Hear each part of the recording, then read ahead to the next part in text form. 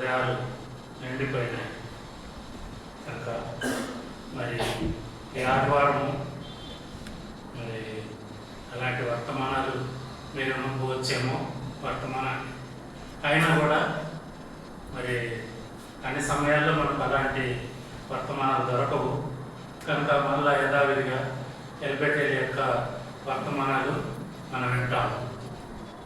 దయచేసి మరి ఎప్పుడు కూడా మనం బిర్యానీ రోజు తిన్నాం కదా, అప్పుడప్పుడు వెజిటబుల్స్ తింటాం. తర్వాత ఒక్కోసారి అవి కూడా దొరికినప్పుడు ఏం చెప్తాం, పచ్చడిని కూడా తింటాం. ఈరోజు ఏమైనా పచ్చడి మెతుకులు దొరికి తింటాం. కనుక దయచేసి దేవుని వాక్య భాగంలోనే వెళ్తాం.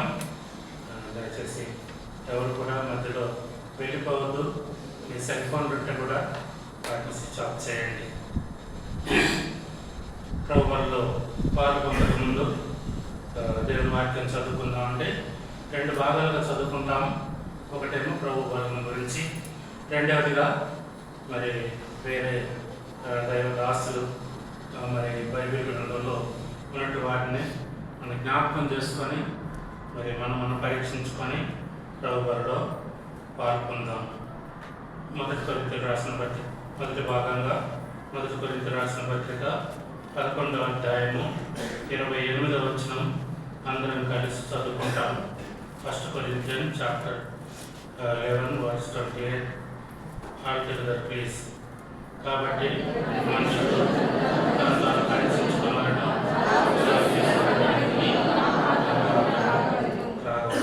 ప్రార్థన చేసుకుంటాం.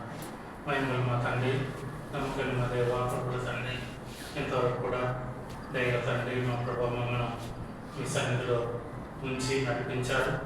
ఆరాధన వర్తమానాలు చేసిన సహాయాన్ని బట్టి కూడా మీకు వందనాలు చెల్లిస్తుంటున్నాం. దైవ తండ్రి మా ప్రభా ఐక్యులు మా పాత్రమైన మమ్మను దైవ తండ్రి మీ కుమారులుగా దైవ తండ్రి కుమార్తెలుగా చేసుకొని ఏ రీతిగా దైవ తండ్రి మా ప్రభా మీ సన్నిధిలో చేరి ప్రతి ఆదివారం కూడా సంఘమంతా కలిసి ఆరాధించే గొప్ప ధన్యతను మీరు మాకు దయచేసినందుకు వందనాలు చెల్లిస్తున్నాం. అంతేకాదు ప్రభువా మీ సన్నిధికి వచ్చినప్పుడు దేవా తండ్రి మా ప్రభు వలన మాకు సిద్ధపరిచి పాల్గొనేటువంటి గొప్ప పరీక్షించుకొని వాక్య వెలుగులో పాల్గొనే ధన్యతను కూడా మీరు మాకు దయచేసినందుకు వందనాలు చెల్లిస్తుంటున్నాం. దైవ తండ్రి మా ప్రభా మీ యొక్క బరిలో పాల్గొనక ముందు దైవ తండ్రి మీ వాక్య భాగం ఇచ్చారు. ఇంకా మిగిలినటువంటి దైవ తండ్రి వాక్య లేఖన భాగం ద్వారా ఇతను నాతో మాట్లాడమని ప్రార్థిస్తుంటున్నాం. దైవ తండ్రి ఆ 5 దాసుని నీ కృపలో జ్ఞాపకం చేసుకోనండి. మీ రక్తంతో నన్ను కడిగి పవిత్రపరచం. దైవ తండ్రి ఉన్నటువంటి అలర్జీని తీసివేయండి. నా గొంతుకును కూడా మీరు తాపం స్పష్టంగా మాట్లాడటకు సహాయం చేయండి. దైవ తండ్రి ప్రభా మీ వైపే చూస్తుంటుండగా దైవ తండ్రి మా ప్రభా మీ యొక్క స్వరాన్ని మాకు వినిపించు. దైవ తండ్రి మా ప్రభా మరి కొన్ని హెచ్చరికలు కూడా మీరు మాకు దయచేయండి.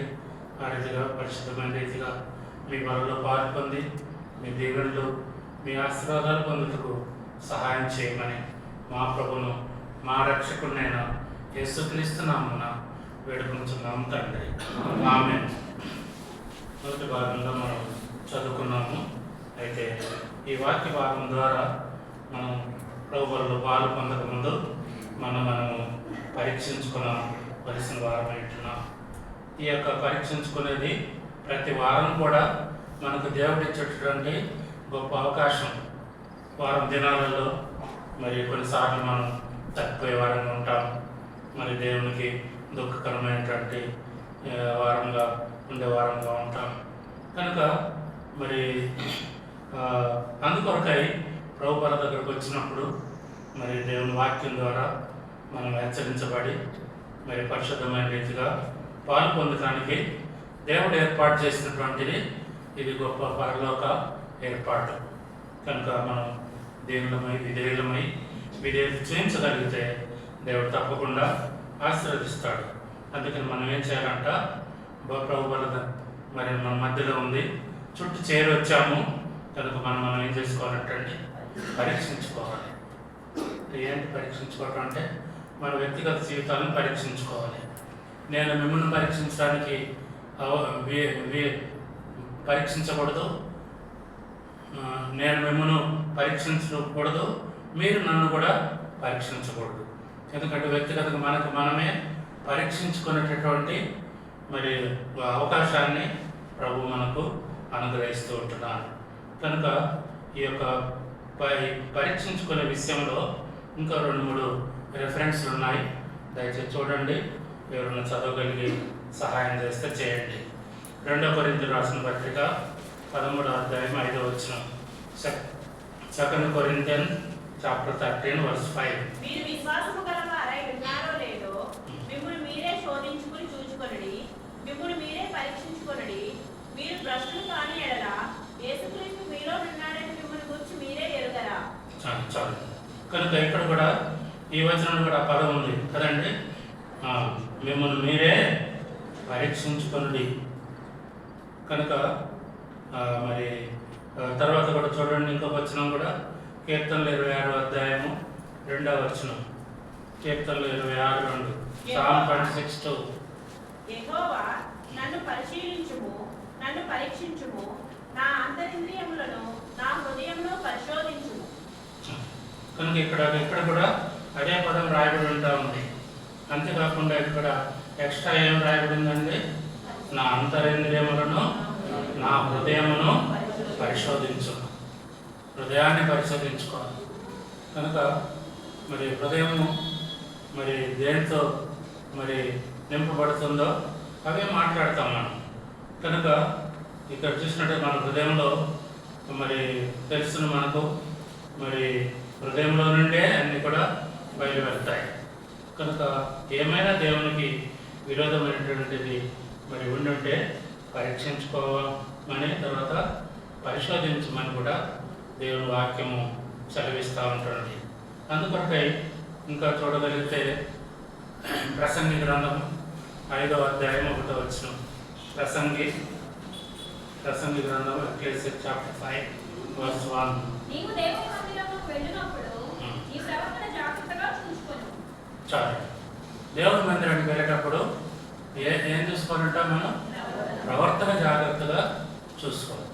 కనుక దేవుని మందిరానికి వచ్చిన రాకముందే వెళ్ళకముందే ఇది.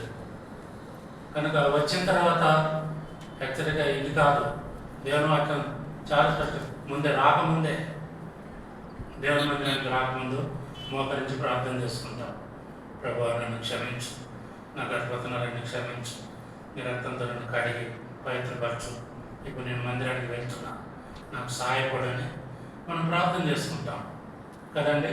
ప్రార్థన చేసుకొని బయలుదేరుతాం. కనుక ఆ రీతిగా దేవుని మందిరానికి వెళ్ళకముందే మనం మరి పరీక్షించుకోవాలని ప్రభు కోరుతూ ఉంటాడు. ఇంకొక మంచి మాట కూడా నిర్గమకాండంలో వ్రాయబడి ఉంది. చూడండి, నిర్గమకాండం 23:21. Exodus chapter 23:21. ఆయన సన్నిధిని జాగ్రత్తగా నుండి ఆయన మాట వినవలెను. ఆయన కోపము రేపవద్దు. అది ఆయన సన్నిధిలో జాగ్రత్తగా ఉండాలంట. ఆయన మాట వినాలి. తర్వాత దేవుని కోపం రేపొద్దండి. చాలు. కనుక దేవుని మందిరం వచ్చి కొన్ని ఇన్స్ట్రక్షన్స్ మరి పరిశుద్ధ గ్రంథంలో రాయబడి ఉంటా ఉంది. అందుకని ప్రభు పనులు పాల్పొందక ముందు మనం చాలా జాగ్రత్తగా మరి పరిశీలించుకొని మరి పాలు పొందాలని ప్రభు కోరుతూ ఉంటున్నాడు. ఇంకొక మాట వచ్చిన కూడా చూడండి, కీర్తనలు 139:24. Psalm 139 verse 24. నీకు ఆయాసకరమైన మార్గము నా యందున్నదేమో చూడు. దేవునికి ఆయాసకరమైనటువంటి మార్గం ఏదైనా ఉంటే కూడా మనము ఇవన్నీ కూడా మరి దేవుని మందిరానికి రాకముందు మనకు జ్ఞాపకం ఒప్పుకొని పశ్చాత్తాపడాలి. తర్వాత వచ్చిన తర్వాత కూడా ఇంకా ఏమైనా ఉంటే, ఇంకా మిగిలి ఏమైనా ఉంటే వాటిని మరి ప్రభు వల్ల మరి పాలు పొందక ముందు మనము మరి సరి చేసుకొని ప్రభువులో పాలు పొందాలని ప్రభు కోరుతూ ఉంటున్నాను. కనుక ఇక్కడ చూసినట్టయితే మరి ఈ రీతిగా మరి ప్రభువులో ఒకవేళ పరీక్షించుకోకుండా మనం ప్రభువులో పాలు పొందినాం అనుకోండి, అంటే పాలు పొందకపోతే వచ్చే పరిణామం ఏంటి చూడండి. 1 కొరింథీయులకు రాసిన పత్రిక 11వ అధ్యాయము 31వ వచనం.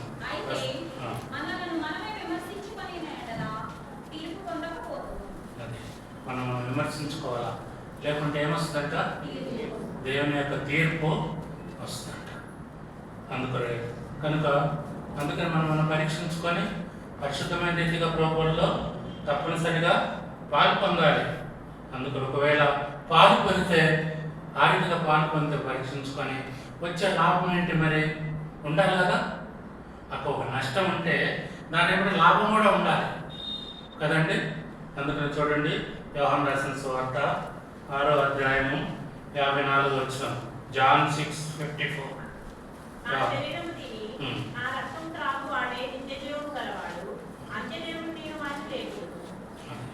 నా శరీరం తిని నా రక్తం త్రాగువాడే నిశ్చయం గలవాడు అంత్యజన్మన లేపుతానని ప్రభు చెప్పాడు. చూడండి ఎంత గొప్ప సంగతి ఇది. కనుక ఎవరైతే పరీక్షించుకొని యోగ్యమైన రీతిగా ఆయన శరీరక్తంలో పాలు పొందుతారో అంత్యజన్మన ప్రభు లేపుతాడు. అంత్యజన్మ అంటే ఎప్పుడు? ప్రభు రాకడ, కడబోరా రోజులు. అంత్యజన్మ అంటే అదే కదండి. అంత్యజన్మన ప్రభు లేపుతాడు. చనిపోతే లేపుతాడు, చనిపోకుండా సజీవులు అంటే ఉన్నపాటున ఎత్తపడతాం. 1 దశలోని రాసిన పత్రిక 4వ అధ్యాయము 16-17 వచనాలు. ఆర్భాటంతోనూ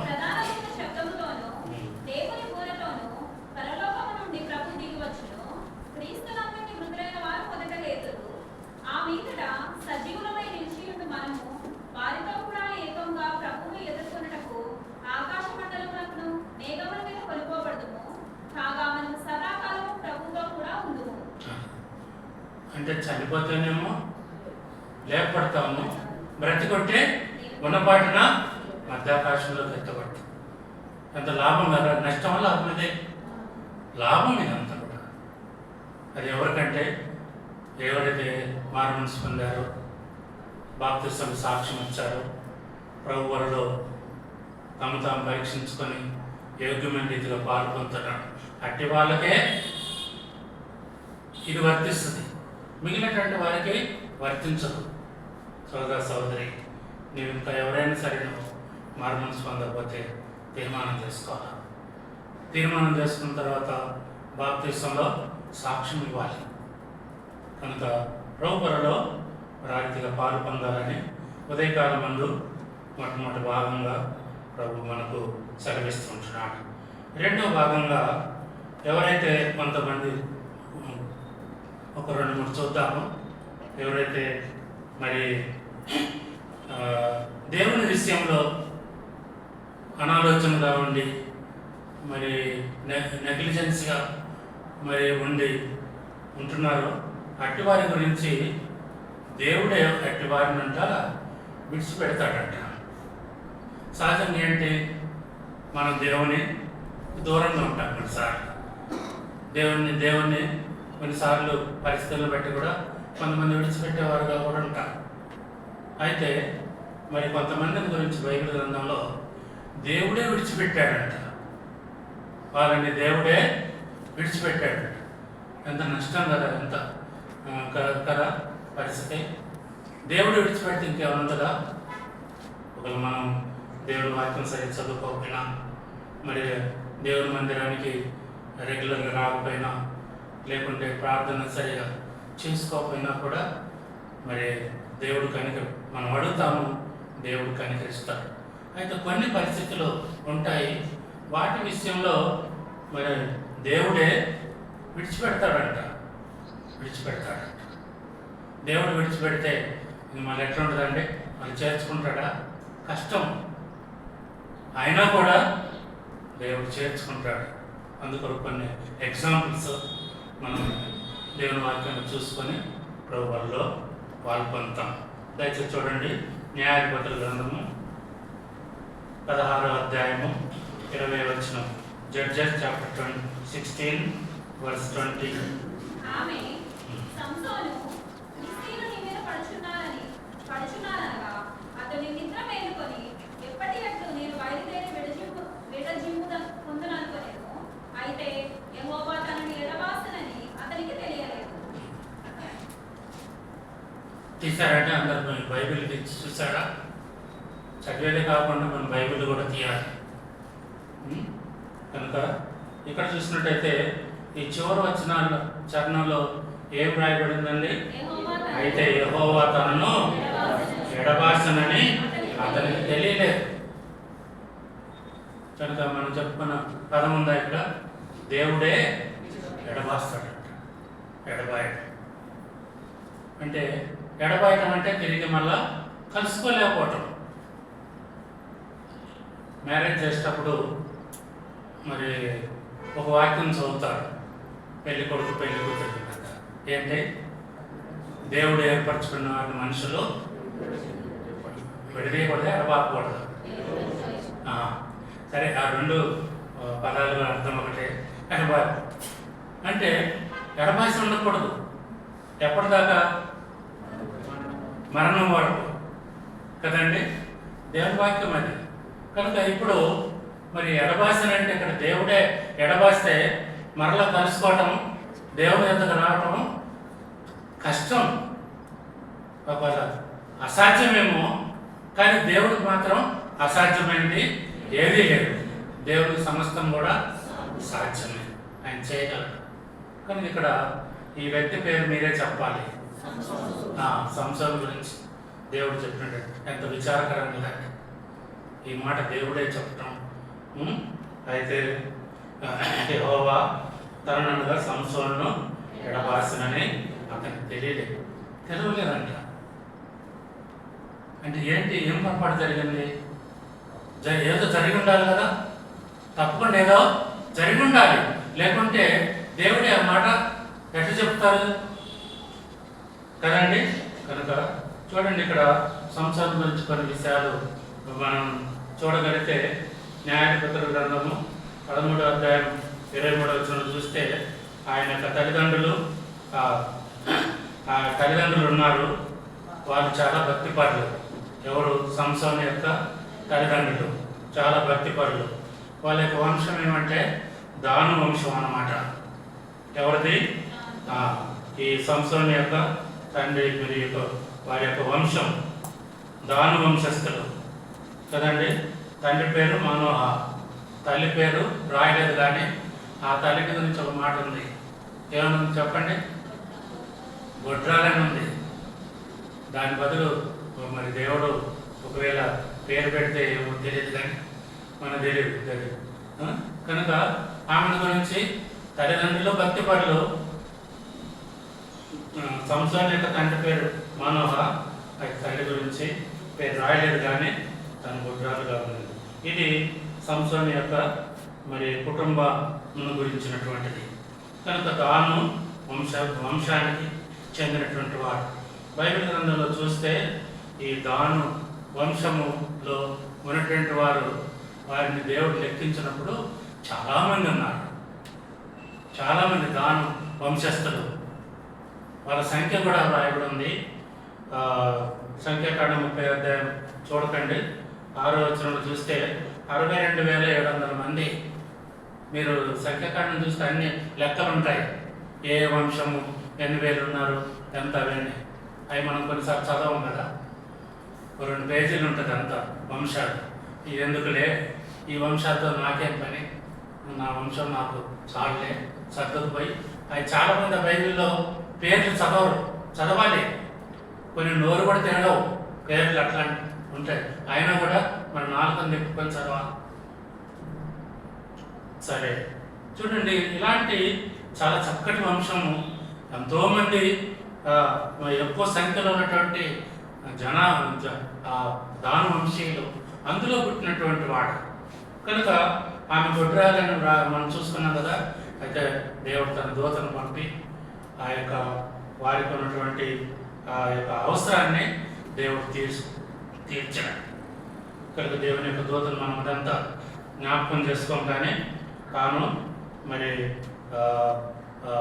వాళ్ళ ఇద్దరు కూడా మరి కుమారుడు కలుగుతాడు, ఆయనకు సంసోన్ అని పేరు పెడతాడు. సరే, అయితే ఈ కొన్ని కండిషన్స్ కూడా మరి దేవుని యొక్క దూత ద్వారా దేవుడు తెలియజేస్తాడు. అదేంటంటే ఆయన చిన్న వయసులో ఉన్నప్పుడు మరి నాజీరు సంసోన్ గురించి కొన్ని ఉన్నాయి.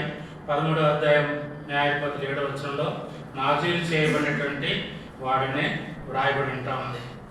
తర్వాత ఆయన ఎలాంటి వాడు, నాజీరు చేయబడినటువంటి వాడంటే చాలా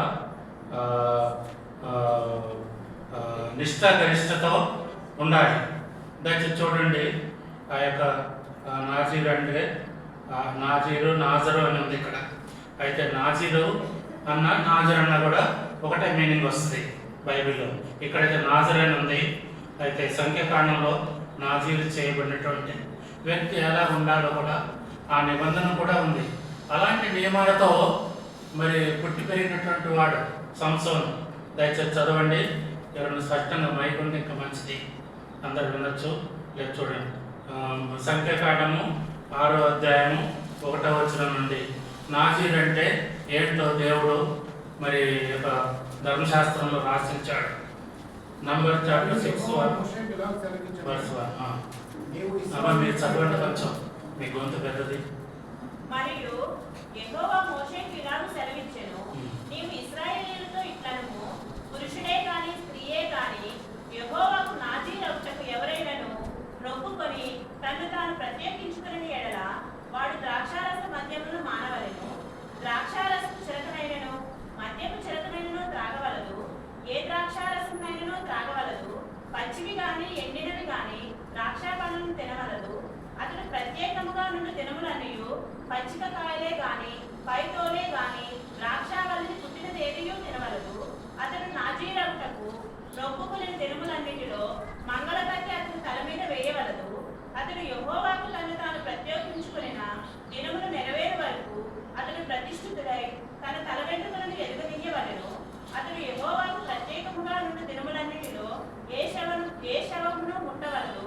తన దేవునికి వీలు కట్టబడిన తల వెంట్రుకలు అతని తల మీద నుండును కనుక అతని తండ్రిని గాని తల్లి గాని సహోదరుడు గాని సహోదరి గాని చనిపోయినను వారిని బట్టి అతడు తను తాను అపవిత్రపరచుకునవలదు. చాలండి, ఇది నా చేతి గురించినటువంటి ధర్మశాస్త్రం చెప్పేది. ఇవన్నీ కూడా మరి దేవుని యొక్క దూత మనకు న్యాయాధిపతులు 13వ అధ్యాయంలో అంతా కూడా మరి పుట్టబెట్టినటువంటి ఈ కుమారుని సంసారం గురించి దేవుడు చెప్తాడు. ఆ రీతిగానే ఉంటాడు. ఇప్పుడు ఈ పరిస్థితుల్లో పెంచబడ్డాడు. ఎవరు? సంసోన్ పెంచబడ్డాడు. అయితే సంసోన్ చేసినటువంటి మిస్టేక్స్ ఉన్నాయి, పొరపాట్లు ఉన్నాయి. దాని ద్వారా దేవుడే సంసోన్ను ఎడబాయాల్సి వచ్చింది అన్నమాట. అందుకని చూడండి, మరి 14వ అధ్యాయం 1-2 వచనంలో చూస్తే ఫిలిస్తీయుల కుమార్తెలో ఒకతను చూసి వివాహానికి కుదుర్చుకున్నాడు. కనుక ఈ యొక్క ఫిలిస్తీయులు ఇశ్రాయేలుకు శత్రువులు. వాళ్ళతోనే వివాహ సంబంధం పెట్టుకోకూడదు, అన్యులతో వివాహ సంబంధం పెట్టుకోకూడదు. ఎంత నాజీరు చేయబడినటువంటి ఈ సంసోను ఏం చేశాడండి? పెద్ద పొరపాటు చేశాడు. తను సొంతగా ఏర్పాటు చేసుకున్నాడు. కనుక అది దేవునికి ఇష్టము లేదు. తర్వాత ఇంకా 16వ అధ్యాయం 4వ వచనం చూసినట్టయితే తాను వివాహం కుదుర్చుకున్నాడు. తల్లిదండ్రులు కూడా బలవంత పెట్టి తీసుకెళ్ళాడు. అయితే ఆ వివాహం జరిగిందా? చెప్పండి, జరిగిందా? జరగలేదు. సెటిల్ అయింది, కానీ మరలా వివాహం మరలా వచ్చేసరికి వేరొక ఆయన స్నేహితుడికి ఇచ్చి వివాహం చేయబడింది అతను, అంటే ఆ సంసోన్ యొక్క స్నేహితుడికి. ఇప్పుడు చూడండి, ఒక మ్యారేజ్ సెటిల్ అయిన తర్వాత మరి అది జరగకపోవటం అనేది మనస్తాపంతో కదా. సరే పోనీ, అది వేరే ఫిలిస్తీయురాలే ఆయన ఆయన కూడా ఏమైపోయింది, దేవుడు దాన్ని తొలగజేశాడు. కనుక ఈ రీతిగా తాను కోరుకున్నటువంటి కోరిక ఫెయిల్ అయిపోయింది. కనుక విశ్వాస కుటుంబాల్లో కూడా, జీవితాల్లో కూడా మన పిల్లలైనటువంటి వారికి మనం ఎవరిని చూడాలా? రక్షణ లేనటువంటి వారిని చూడద్దు. అయితే రక్షణ పొందినటువంటి వారు ఎవరైనా సరే, ఏ కులము, ఏ జాతి, ఏ దేశమైనా కూడా వివాహము చేసుకోవచ్చు. అందుకని రక్షణ అంటే కొత్త నిబంధన ప్రకారం ఏంటంటే, రక్షణ లేనటువంటి వారిని రక్షణ పొందినటువంటి వ్యక్తి వివాహం చేసుకోకూడదు. వారికిగానే రక్షణ పొందినటువంటి వ్యక్తిని, రక్షణ పొందినటువంటి సహోదరి మరి యవనస్తురాలు వివాహం చేసుకోకూడదు. కనుక ఇది మరి మొట్టమొదటి చేసినటువంటి మిస్టేక్. ఎప్పుడైతే ఈ యొక్క వివాహం ఫెయిల్ అయిపోయిందో, ఇప్పుడైనా కూడా సంసారం ఏం చేయాలంటే, అయ్యా నేను పొరపాటు చేశాను, దయతో నన్ను క్షమించు అని దేవుని ఎదుట పశ్చాత్తాపడు. ఎందుకంటే ఇతనెవరు? నాజీరు చేయబడిన, వెరీ స్ట్రిక్ట్ అనమాట. ఒక బిలీవర్కి అన్బిలీవర్కి ఎంత డిఫరెన్స్ అట్లా ఉంటుంది కదండి. కనుక ఇది చేసినటువంటి మొట్టమొదటి తప్పు. తర్వాత అంతటా ఊరుకోలేకుండా ఎక్కడికి వెళ్ళాడండి? 16:4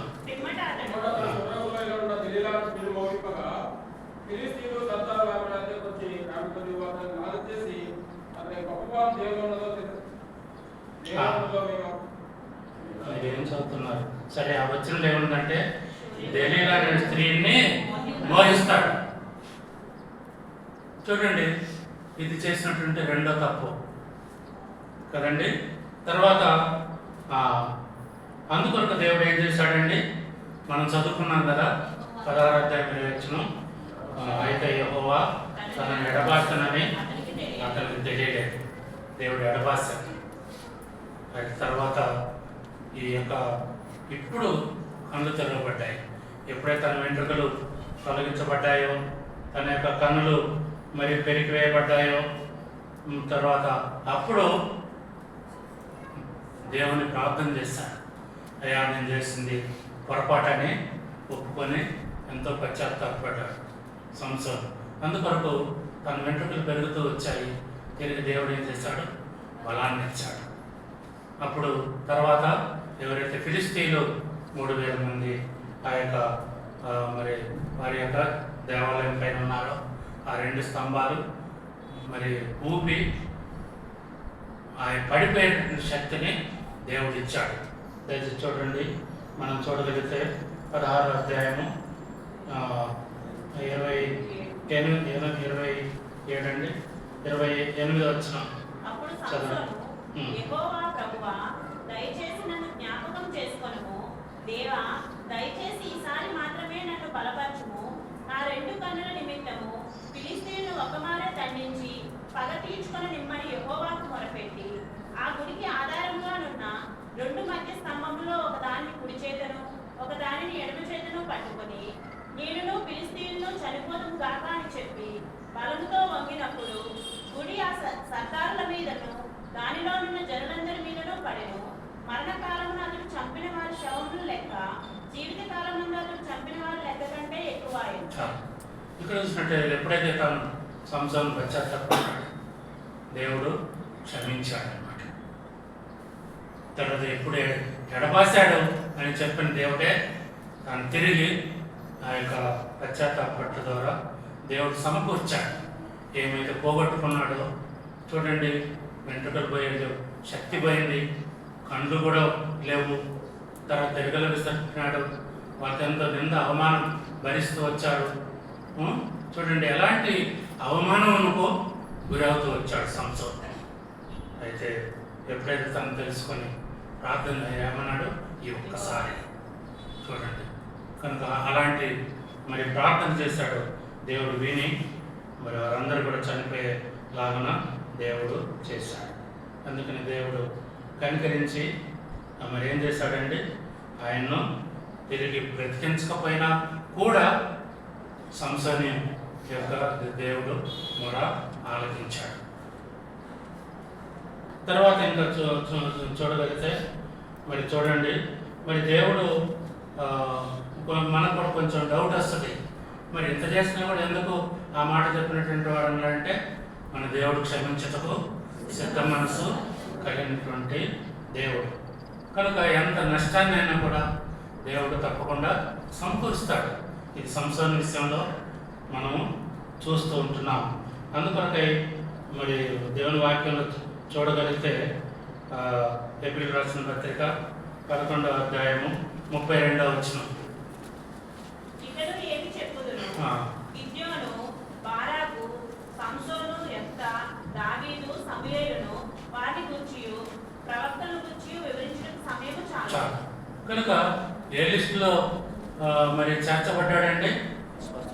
హెబ్రీ 11వ అధ్యాయంలో కూడా ప్రార్థన వీరుల లిస్ట్ అది. వాళ్ళలో ఉందా పేరు? అంటే దేవుడు క్షమించినట్టే కదా. సమకూర్చాడా? సమకూర్చాడు. లేకుంటే అది ఎందుకు రాయబడింది? రాసి ఉండేవాడు కాదు పరిశుద్ధాత్మ దేవుడు. కనుక సోదరుడు మరి ఇక్కడ సంసోను గురించి మనం చూడగలిగితే మరి దేవుడు ఎడబాసినా కూడా మరి దేవుడు తన యొక్క మరి దేవుడు క్షమించాడు, దేవుడు తిరిగి సమకూర్చాడు. మన జీవితంలో కూడా విశ్వాసంగా దేవుని బిడ్డలంగా ఇలాంటి తప్పులు చేయకపోవచ్చు, ఇంకా తప్పులు పొరపాట్లు అవి వేరే విధంగా ఉండొచ్చు. ఏదేమైనా కూడా దేవుడు తప్పకుండా సహాయపడతాడు, క్షమిస్తాడు కదండి. కనుక దేవుడు సమకూరుస్తాడు. కనుక అందుకనే ఆ మాట ముందే తెచ్చుకోకూడదు. యెహోవా ఎడబాసనని తెలవలేదు. ఆ పరిస్థితి నీవు నేను కూడా తెచ్చుకోకూడదు. కనుక దేవుని వాక్య ప్రకారం మనం జీవించగలిగితే తప్పకుండా ప్రభు సహాయపడతాడు. రెండవదిగా చూడగలిగితే సౌలును గురించి చూద్దామండి. 1 సమూయేలు గ్రంథము 16వ అధ్యాయం 14 వచనం. దావీదు కనిష్ఠుడు, పెద్దవారైన ముగ్గురు సౌలు వెంటనే పోయి ఉండిరి గాని చదువు. యెహోవా ఆత్మ సౌలును విడిచిపోయినట్టుంది. 16-14 యెహోవా ఆత్మ సౌలును విడిచిపోయి యెహోవా యొద్ద నుండి దురాత్మ ఒకటి వచ్చి కనుక యెహోవా ఆత్మ సౌలుని ఏమందంట? విడిచిపోయిందంట. దేవుని యొక్క ఆత్మ సౌలును విడిచిపోయింది. ఈయన రెండో వ్యక్తి అన్నమాట. కనుక మరి యొక్క సౌలును గురించి మనం చూడగలిగితే ఇశ్రాయేల్ ప్రజలకు మొట్టమొదటి రాజు, 40 సంవత్సరాలు కూడా పరిపాలించినటువంటి వ్యక్తి. కనుక ఈయన గురించి ఏమని చెప్తున్నారండి యెహోవా దేవుడు? యెహోవా ఆత్మ సౌలును విడిచిపోయిననే రాయబడి ఉంటా ఉంది. కనుక దేవుని యొక్క ఆత్మ సౌలును విడిచిపోవడానికి కూడా కారణాలు ఉన్నాయి. మనం చూసాం కదా, సంసోను ఎడబాయటానికి కూడా రీజన్స్ చూసాం కదండి. తర్వాత ఎప్పుడైతే పశ్చాత్తాపడ్డాడో దేవుడు సమకూర్చాడు కదండి. ఇక్కడ సౌలు విషయంలో కూడా మనం చూడగలిగితే దేవుడు ఆయన విడిచిపోయినని రాయబడి ఉంటా ఉంది. 18వ అధ్యాయం 12వ వచనం. 1 సమూయేలు గ్రంథం 1 సామ్యూయల్ చాప్టర్ 18 వర్స్ 12. యెహోవా తనను విడిచి దావీదుకు తోడై ఉండుట చూసి యెహోవా తనని ఏం చేశాడండి? విడిచిపెట్టాడంట. ఇది రెండోసారి కూడా మరి రాయబడి ఉంటా ఉంది. తర్వాత 28వ అధ్యాయం 15వ వచనం. 1 సమూయేలు 28-15 వచనం. సమూయేలు, నన్ను పైకి రమ్మని నీవెందుకు తొందర పెట్టితివి అని సౌలును అడగగా, సౌలు, నేను బహు శ్రమలో ఉన్నాను, ఫిలిష్తీయులు నా మీదికి యుద్ధములకు రాగా దేవుడు నన్ను ఎడబాసి ప్రవక్తల ద్వారానైనను స్వప్నములో చాలండి. దేవుడు నన్ను ఎడబాసి ఎడబాసిన ఎవరు చెప్తున్నారు? సౌలే చెప్పుకుంటున్నాడు.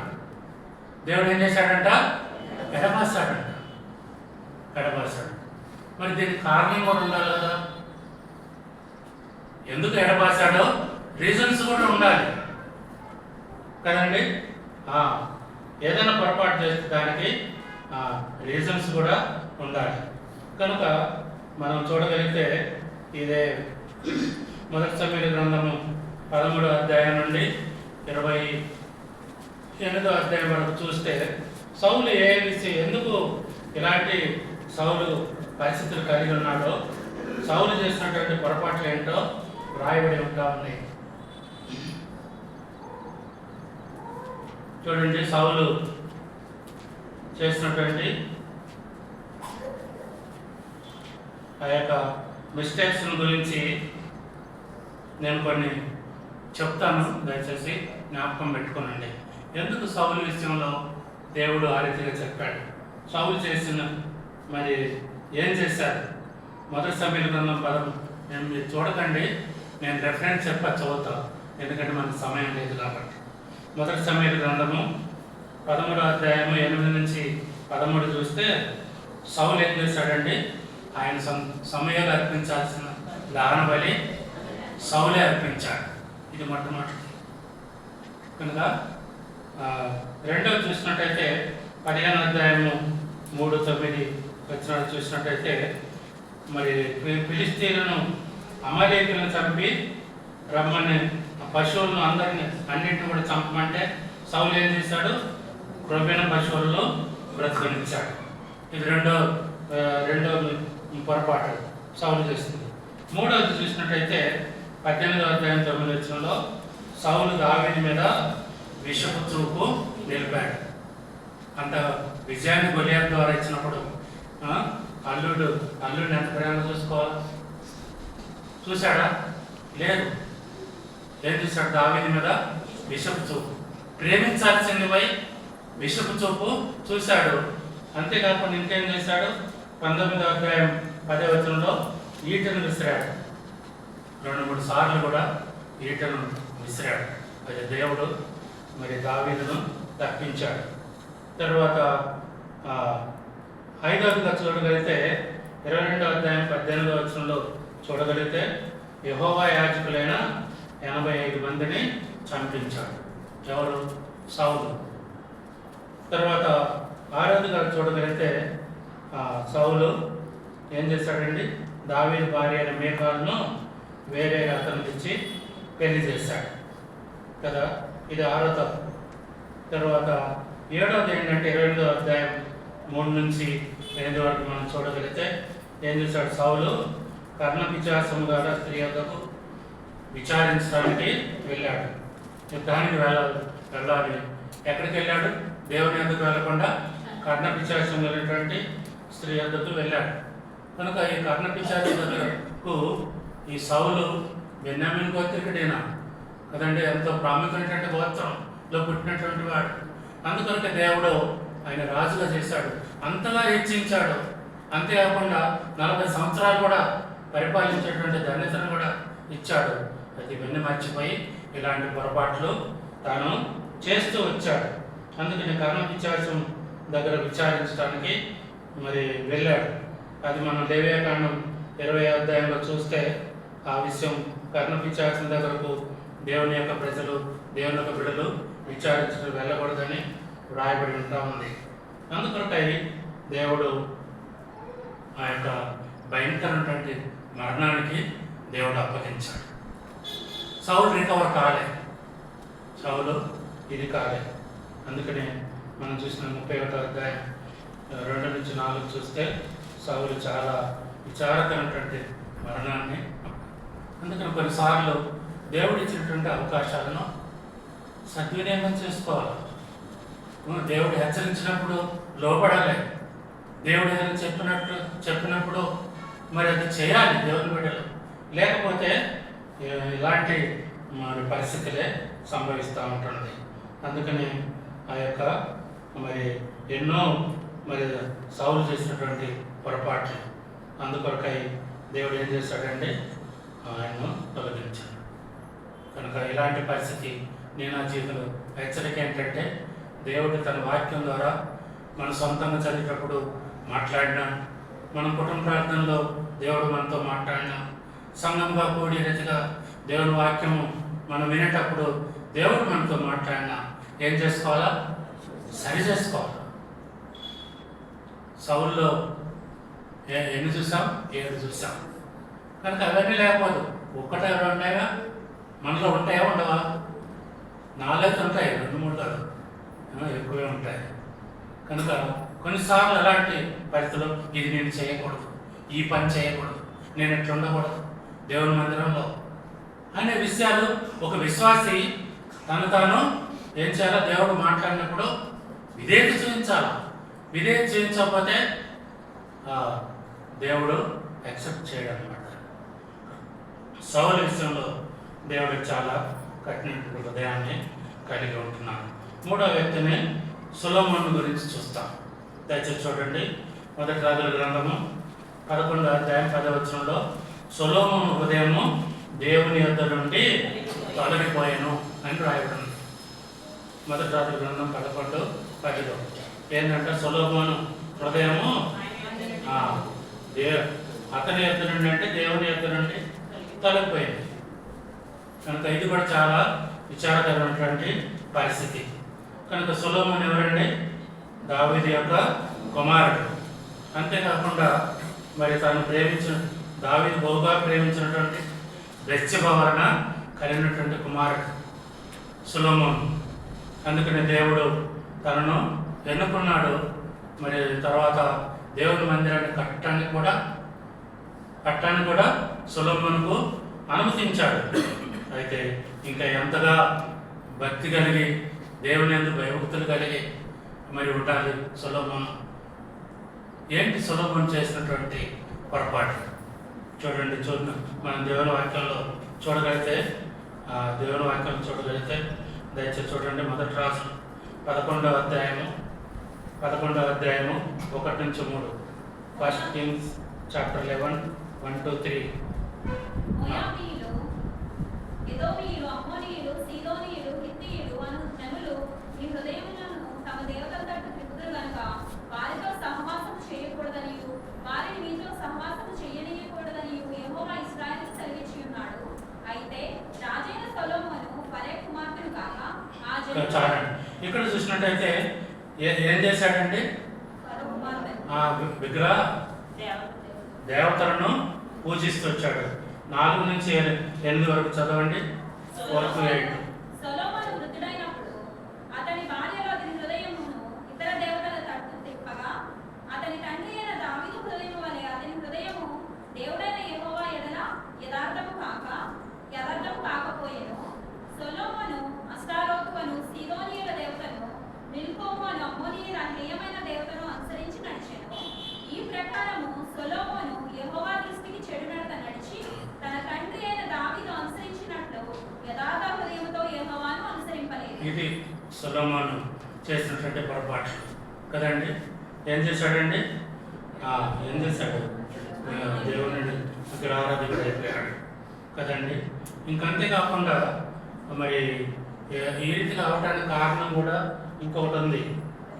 మరి మనం 3వ వచనంలో చూసాము, ఎంతమంది బహుభార్యత్వం కలిగి ఉన్నాడు. బహుభార్యత్వం ఎవరు? సొలొమోను. ఎంతమంది అంటారు? 3వ వచనంలో 700 మంది ఏమో పెళ్లి చేసుకున్న భార్యలు, 300 మంది ఏమో ఉపపత్నులు. మొత్తం ఎంతమంది? 1000 మంది. మాటలో ఆలోచించండి. ఆ 1000కి 3 సున్నాలు కొట్టేయండి, ఏమి మిగులుద్ది? 1 మిగులుద్ది. మనం ఒక్కలా చేసుకుంటేనే నాన్న అవస్థ పడుతుంది. అవునా కదా? Very difficult. అన్నిసార్లు అవిశ్వాసి అయిన భార్య దొరికితే అయిపోయినట్టే బ్రదర్ పని.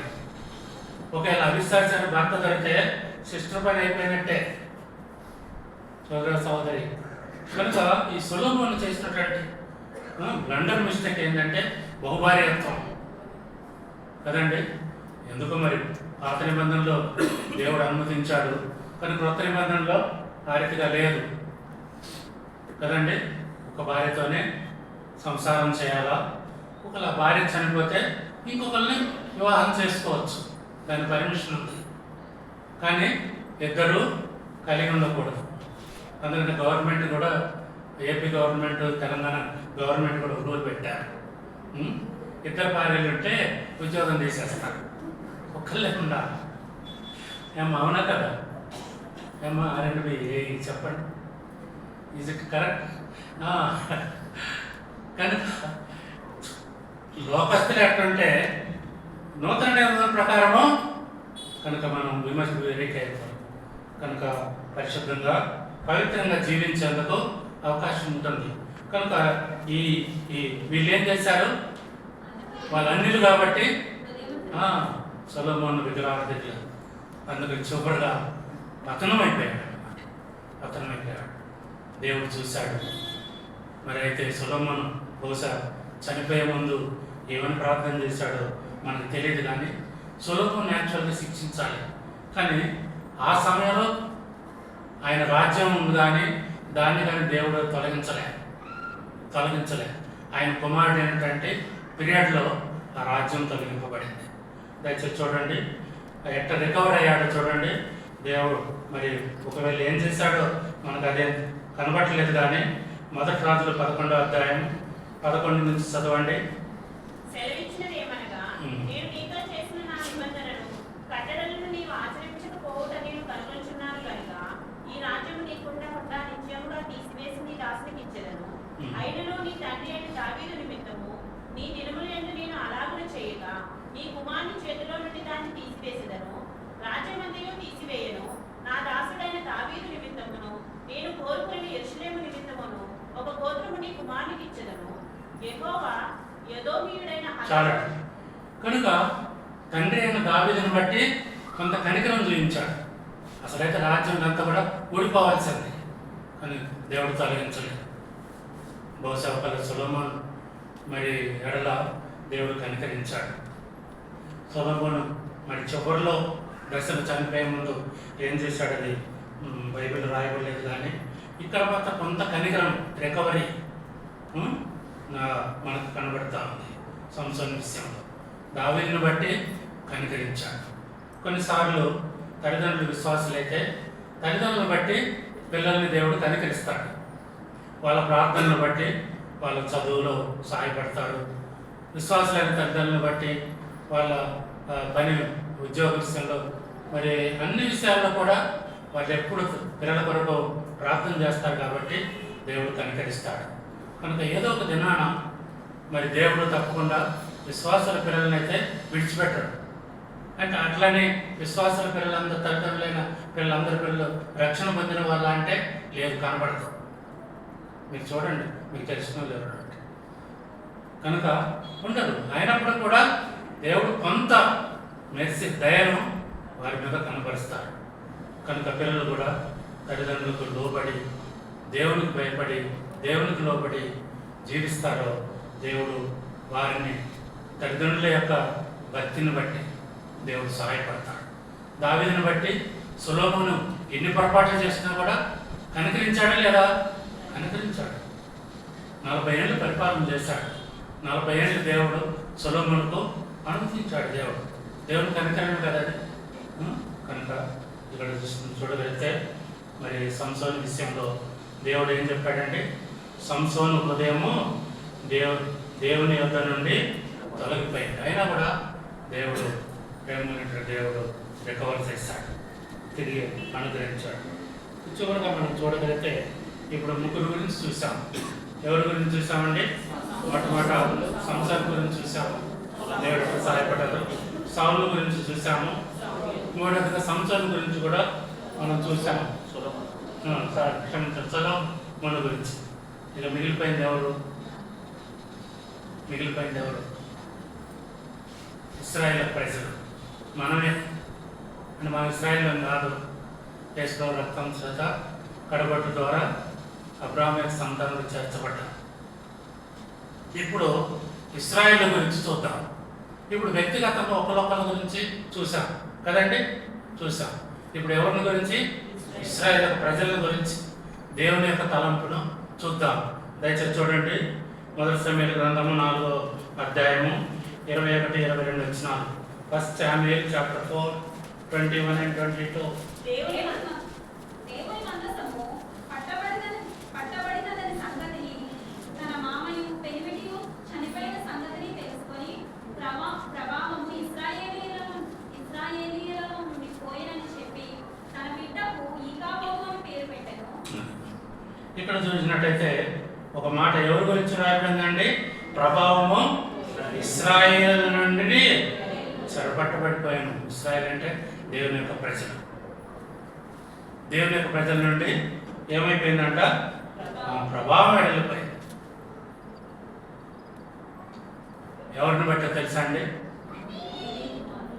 ఏలీ కుమారులను బట్టి దేవుడు తన ప్రజలకే నుండే దేవుడు ప్రభావాన్ని మరి దేవుడు తొలగించి వేస్తాడు కదండి. చూడండి, ఇద్దరు కుమారుల గురించి చూసినట్లయితే ఏలీ ఏం చేశారండి? వారు 2వ అధ్యాయం 12వ వచనం. కారణాలు ఏంటి? ఏలీ కుమారులు యెహోవాను ఎరుగని వారై మిక్కిలి దుర్మార్గులు. ఇది మొట్టమొదటి రీజన్. ఏలీ కుమారుల గురించి జాగ్రత్తగా వినాలి. ఎవరి గురించి అండి? ఏలీ కుమారుల గురించి ఏం చదవండి. దేవుని ఎరుగని వారై మిక్కిలి దుర్మార్గులు అంటేవారు. ఏలీ కుమారులు, ఏలీ యాజకుడు, మందిరంలో సేవ చేసేటటువంటి చాలా సీనియర్ గాడ్ సర్వెంట్. ఎవరు? ఏలీ. సమయాలు అక్కడే మందిరంలో పెరిగి పెద్దవాడై దేవుని సేవ చేశాడు కనుక ఇక్కడ చూసినట్టయితే మరి ఏలీ కుమారుల గురించి మొట్టమొదటి చూసాము. వాళ్ళు దుర్మార్గులు అంట. 2వ అధ్యాయం 16-17 వచనాలు చూస్తే యెహోవాకు అర్పించు నైవేద్య విషయంలో తప్పిపోయారు వాళ్ళు. తర్వాత 22వ వచనం చూసినట్టయితే వారు ప్రత్యక్ష గుడారం యొక్క ద్వారం దగ్గరకు సేవ చేయడానికి వచ్చిన స్త్రీలతో శయనించారు. చూడండి, వ్యభిచారులయ్యారు. దేవుని మందిరానికి సేవ చేయడానికి వచ్చినటువంటి వారితో పాపం చేస్తూ వచ్చారు. ఇది మరి యొక్క ఏలీ కుమారుల ద్వారా చేసినటువంటి పొరపాటు కనుక ఇవన్నీ కూడా ఎవరు చూస్తున్నారు? ఇదంతా కూడా ఏలీ చూస్తూనే ఉన్నాడు. వాళ్ళు ఏం జరిగేది చూస్తున్నాడు. ఆయన నోటీస్ కూడా పోయింది. ఆయన కూడా ఏం చేశాడండి? చూడండి ఏం చేశాడు. 24-25 వచనాలు 2వ అధ్యాయం. నా కుమారులారా, ఇలాగ చేయవద్దు. నాకు వినబడినది మంచిది కాదు. యెహోవా జనులను మీరు అతిక్రమింపచేయుచున్నారు. నరుడికి నరుడు తప్పు చేసిన ఎడల దేవుడు విమర్శ చేయును గాని, ఎవరైనా యెహోవా విషయంలో పాపము చేసిన ఎడల వాని కొరకు ఎవడు విజ్ఞాపనము చేయును అనేను. అయితే యెహోవా వారిని చంపదలచు. చాలండి. ఇక్కడ చూసినట్టయితే తండ్రి ఎట్లా చెప్పాలా? ఖండించాలి. ఖండించాడా? పర్వాలేదు, అట్లా చేయకండి, మళ్ళీ చేయకండి. ఈ మాటలు చెప్పాడు. ముందు అట్లా మరోసారి చదవండి. 24 వచనం. నా కుమారులారా, ఇలాగ చేయవద్దు. నాకు వినబడినది మంచిది కాదు. యెహోవా జనులను మీరు అతిక్రమింపచేయుచున్నారు. నరునికి నరుడు తప్పు. చాలు. ఎట్లా చెప్పాడండి? ఖండించి ఆ రీతిగా చేయాల్సింది. అయితే ఏం చేశాడు? చూసి చూడనట్టుగా ఉన్నాడు అన్నమాట. కనుక దేవునికి బిడ్డలంగా మనం చాలా జాగ్రత్త పడాలి. తల్లిదండ్రులు మన పిల్లల విషయంలో వాళ్ళు పొరపాట్లు చేసేది, వాళ్ళ ప్రవర్తన, వాళ్ళ వేష భాషలు, వాళ్ళ డ్రెస్సులు, వాళ్ళ యొక్క ప్రవర్తన, ఇవన్నీ కూడా మనం కనిపెట్టాలి.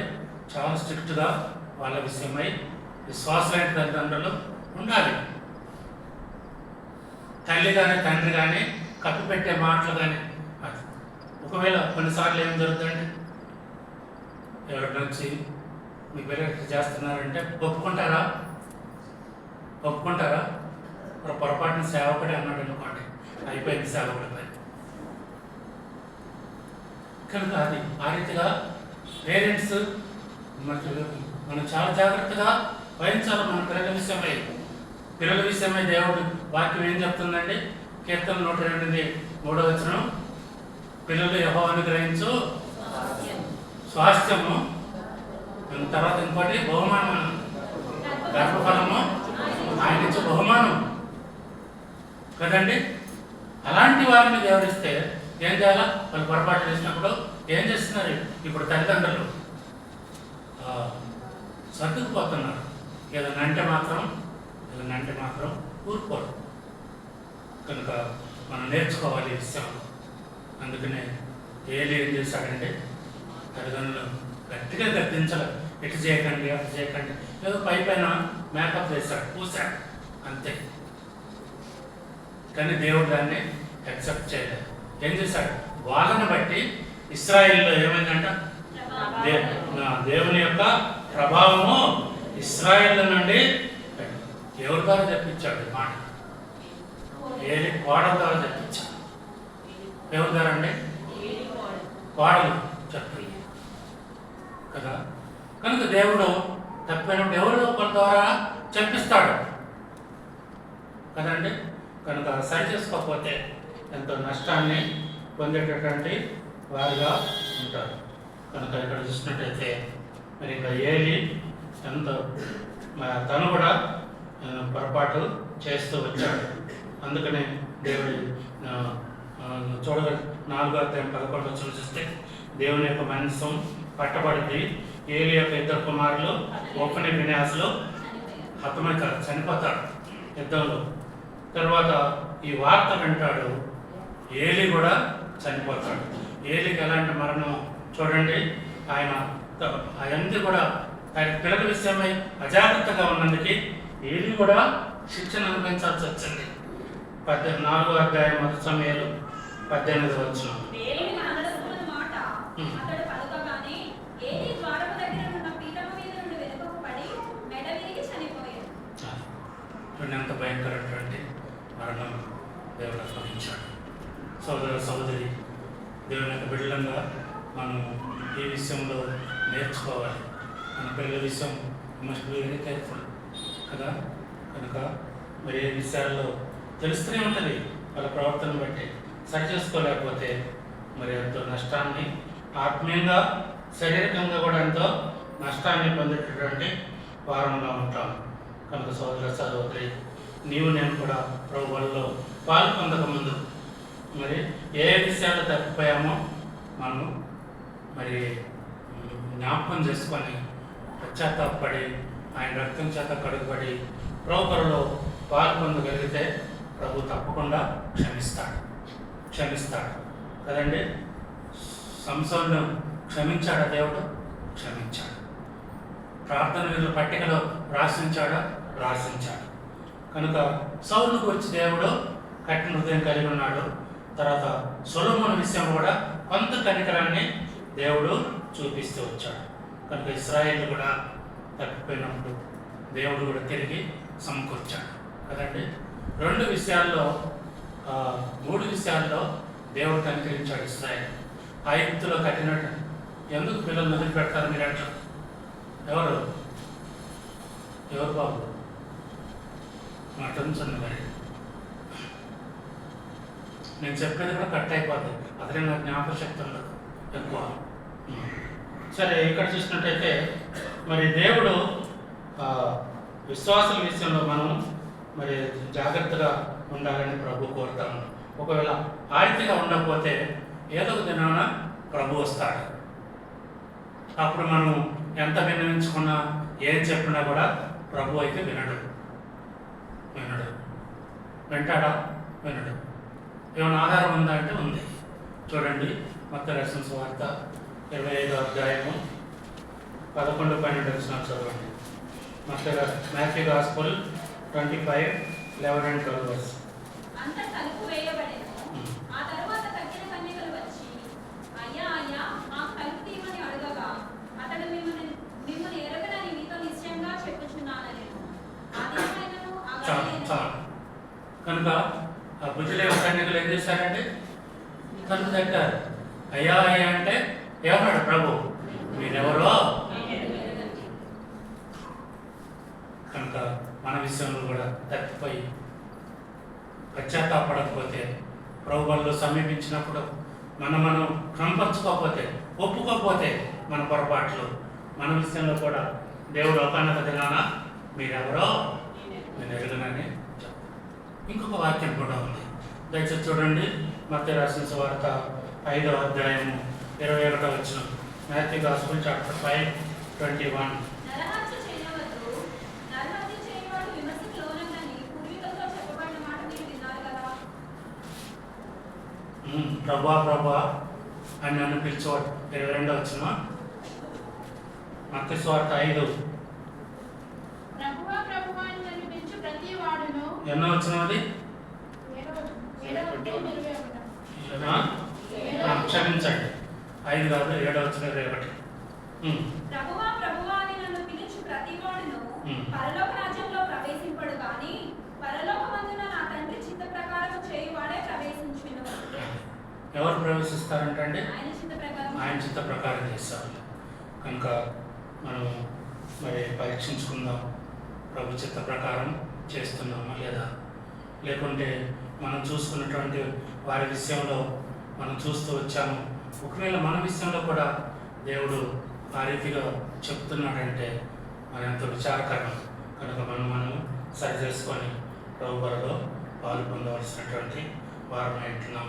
అందుకని మొట్టమొదటే మనం చదువుకున్నాం 1 కొరింథీ 11:28. మనలో ప్రతి మనుషులను తను పరీక్షించుకొని వరను అలా చేసి ఆ రొట్టెని ఆ పాత్రలో అనేది తాగబడి. మన సోదరి ఏ విషయంలో మన మనసాక్షి తెలుసు, ఏ విషయంలో తప్పిపోతే తప్పకుండా క్షమాపణ కోరుకొని సరి చేసుకొని ప్రభువులో పాల్గొంటే దేవుడు తప్పకుండా దీవించి ఆశీర్వదిస్తాడు. దేవుడు తన వాక్యమును మన కొరకై ఆశీర్వదించుగాక. మొక్కరిద్దాం ప్రభువులో ప్రభు సహాయపడు.